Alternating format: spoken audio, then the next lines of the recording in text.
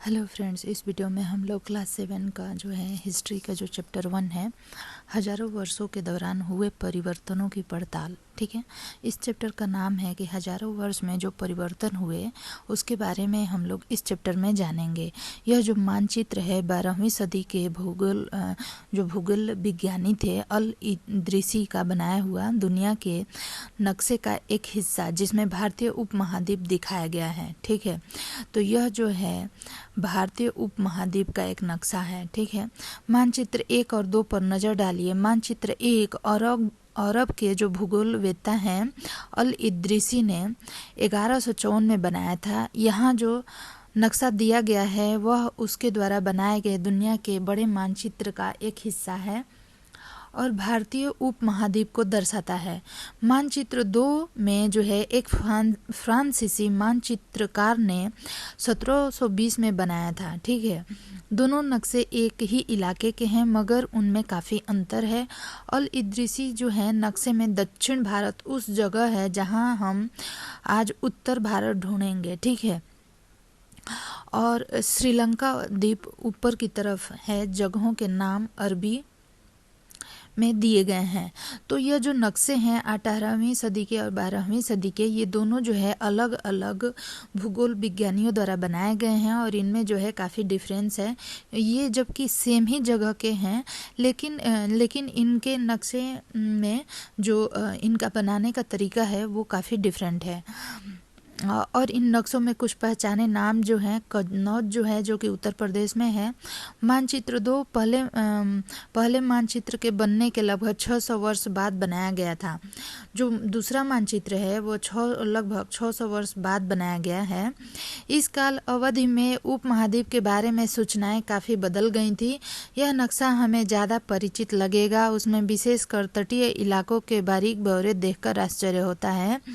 Europe के नाविक तथा व्यापारी अपनी समुद्र यात्रा के लिए इन नक्शों का इस्तेमाल किया करते थे। ठीक है, तो ये जो भूगोलविदों द्वारा जो नक्शे बनाए गए हैं, ये नक्शे जो है यूरोप के जो नाविक समुद्री यात्रा करते थे तो जो है अपने ब्यौरे के लिए यूज करते थे। लेकिन अब भारतीय इलाकों पर नज़र डालें, क्या इनमें भी उतने ही ब्यौरे हैं जितने समुद्री तट वाले हिस्से में? गंगा के मार्ग को देखें, इसे किस तरह से दर्शाया गया है। इस मानचित्र में तटीय और भीतरी इलाकों के बीच ब्यौरा और बारीक का जो अंतर है, आपके ख्याल में उसका कारण क्या है? ठीक है, इतनी ही महत्वपूर्ण एक और बात यह है कि दूसरे युग तक मानचित्र अंकन का विज्ञान भी बहुत बदल गया था। इतिहासकार जब बीते युगों के दस्तावेजों, नक्शों और लेखों का अध्ययन करते हैं तो उनके लिए उन सूचनाओं के संदर्भों का, उनकी भिन्न भिन्न ऐतिहासिक पृष्ठभूमियों का ध्यान रखना जरूरी होता है। ठीक है, नई और पुरानी शब्दावली, जो शब्दावली यूज होती थी पहले के टाइम पे और जो शब्दावली यूज होती है आज के टाइम पे, उसके बारे में हम देखेंगे। अगर समय के साथ साथ सूचनाओं के संदर्भ बदलते हैं तो भाषा और अर्थों के साथ क्या होता है? ऐतिहासिक अभिलेख कई तरह की भाषाओं में मिलते हैं और ये भाषाएं भी समय के साथ साथ बहुत बदलती हैं। उदाहरण के लिए मध्य युग की फारसी आधुनिक फारसी भाषा से भिन्न है। मीन्स कि पहले के समय पे एक ही भाषा जो यूज होती थी, अगर समय के साथ सूचनाओं के संदर्भ बदलते हैं तो भाषा और अर्थ के साथ क्या होता है? मीन्स कि वो भाषा भी बदल जाती है और उसके अर्थ भी बदल जाते हैं। ऐतिहासिक अभिलेख कई तरह की भाषाओं में मिलते हैं। जो ऐतिहासिक अभिलेख हैं वो कई भाषाओं में मिलते हैं। ये भाषाएं भी समय के साथ साथ बहुत बदलती हैं। जैसे कि उदाहरण के लिए मध्य युग में जो फारसी है और आधुनिक युग की जो फारसी भाषा है उसमें काफ़ी डिफरेंस है। यह भिन्नता सिर्फ व्याकरण और शब्द भंडार में ही नहीं आई है, समय के साथ शब्दों के अर्थ भी बदल जाते हैं। उदाहरण के लिए हिंदुस्तान शब्द ही लीजिए।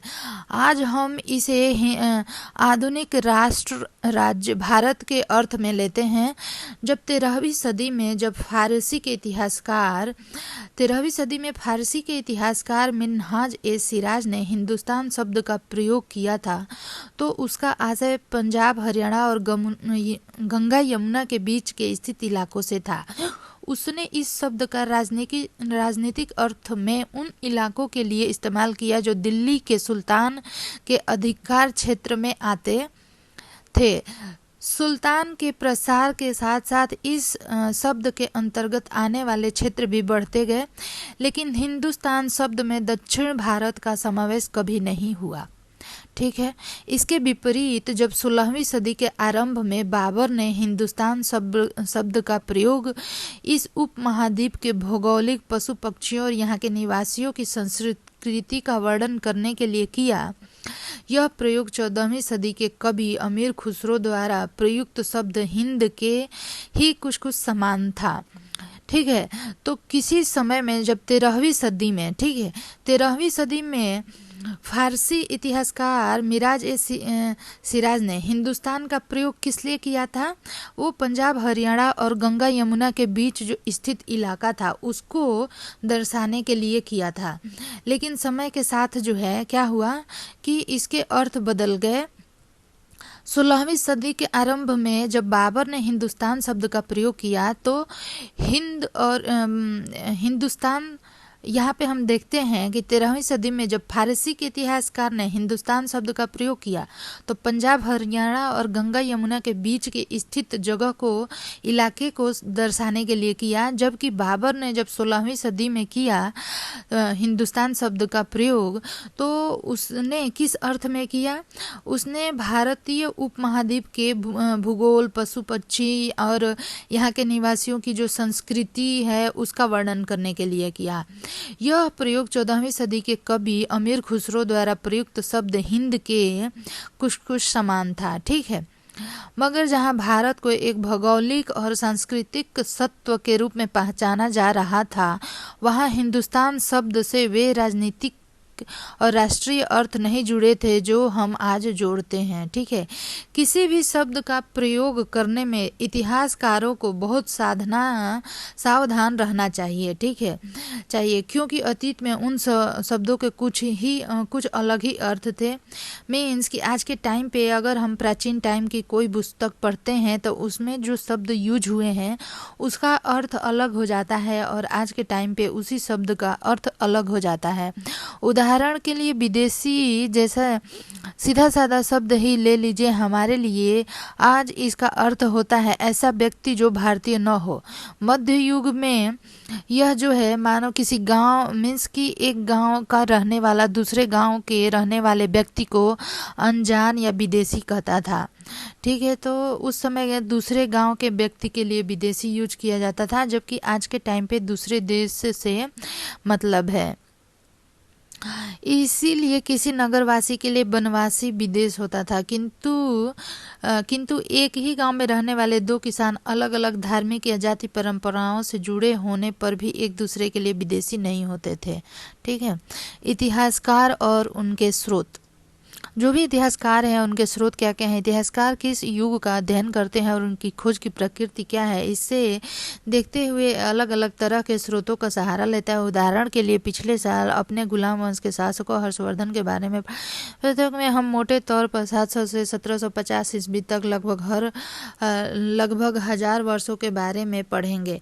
इस काल के अध्ययन के लिए इतिहासकार जिन स्रोतों का प्रयोग करते हैं उनमें आपको बहुत सी बातें ऐसी मिलेंगी जो पिछले युग से वैसी ही चली आ रही हैं। इतिहासकार इस काल के बारे में सूचना इकट्ठा करने के लिए अभी भी सिक्कों, शिलालेखों, सत्यापन, भावन निर्माण करते हैं तथा लिखित सामग्री पर निर्भर करते हैं, पर कुछ बातें पहले से काफी भिन्न हैं। इस युग में प्रमाणिक लिखित सामग्री की संख्या और विविधता आश्चर्यजनक रूप से बढ़ गई है। इसके आगे इतिहासकार सूचनाओं के दूसरे प्रकार के स्रोतों का इस्तेमाल धीरे धीरे कम करने लगे हैं। इस समय के दौरान कागज क्रमशः सस्ता होता गया और बड़े पैमाने पर उपलब्ध भी होने लगा। लोग धर्मांध शासकों के वृत्तांत, संतों के लेखन तथा उपदेशों, अर्जियां, अदालतों के दस्तावेज, हिसाब, करों के खाते आदि लिखने में इसका प्रयोग करने लगे। धनी व्यक्ति, शासक, जन, मठ तथा मंदिर पांडुलिपि एकत्र किया करते थे। इन पांडुलिपियों को पुस्तकालयों तथा अभिलेखों में रखा जाता था। इन पांडुलिपियों तथा दस्तावेजों से इतिहासकारों को बहुत सारी विस्तृत जानकारी मिलती है, मगर साथ ही इनका उपयोग कठिन है। उन दिनों छापे खाने तो थे नहीं, इसलिए लिपिक या नकल नवीस हाथ से ही पांडुलिपियों की प्रकृति बनाते थे। अगर आपने कभी किसी मित्र के गृह कार्य की नकल उतारी है तो आप जानते होंगे कि यह काम आसान नहीं है। कभी कभी आपको अपने मित्र की लिखावट समझ में नहीं आती होगी और आपको मजबूर होकर अंदाज़ा लगाना पड़ता होगा क्या लिखा गया है। फलस्वरूप आपके लिखे में मित्र के लिखे हुए कुछ छोटे मोटे लेकिन महत्वपूर्ण अंतर आ जाते होंगे। पांडुलिपियों की प्रतिलिपि बनाने में भी कुछ यही होता है। प्रतिलिपियां बनाते हुए लिपिक छोटे मोटे फेरबदल करते चलते हैं। कहीं कोई शब्द, कहीं कोई वाक्य, सदी दर सदी प्रतिलिपियों की भी प्रतिलिपियां बनती रहीं और अंततः एक ही मूल ग्रंथ की भिन्न भिन्न प्रतिलिपियां एक दूसरे से बहुत ही अलग हो गईं।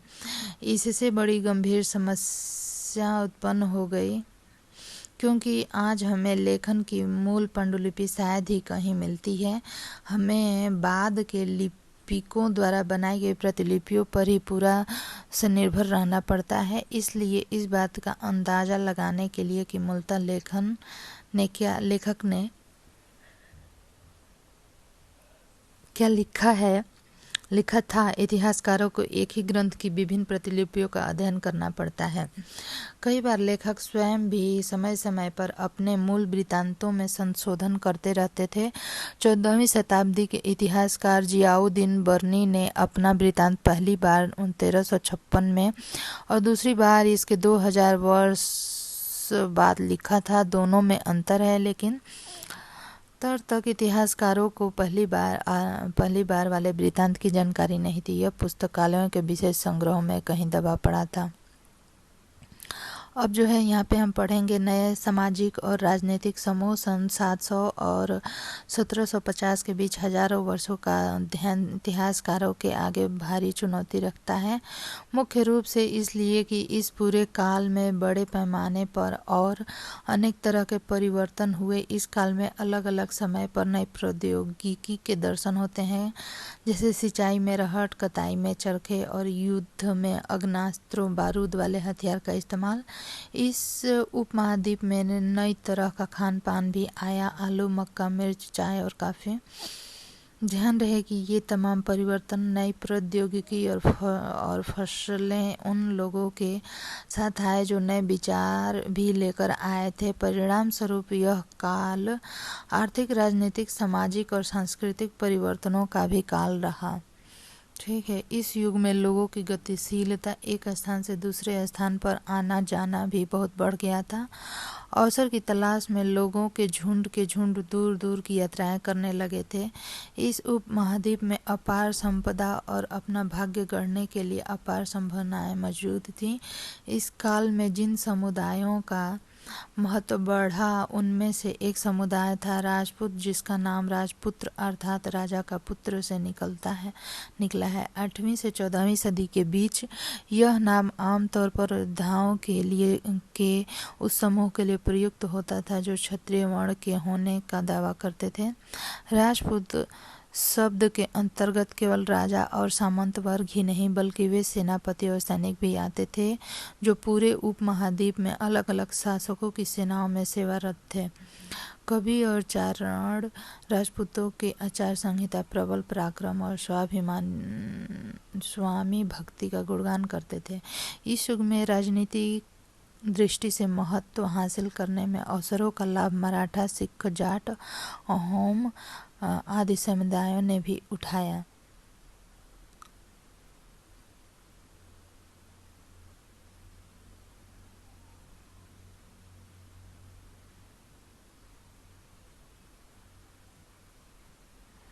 हेलो फ्रेंड्स, तो आप देख ही रहे हैं कि यह वीडियो जो है काफ़ी लंबा हो जाएगा, तो इसलिए हम इसको आप लोगों को 2 पार्ट में कराएंगे।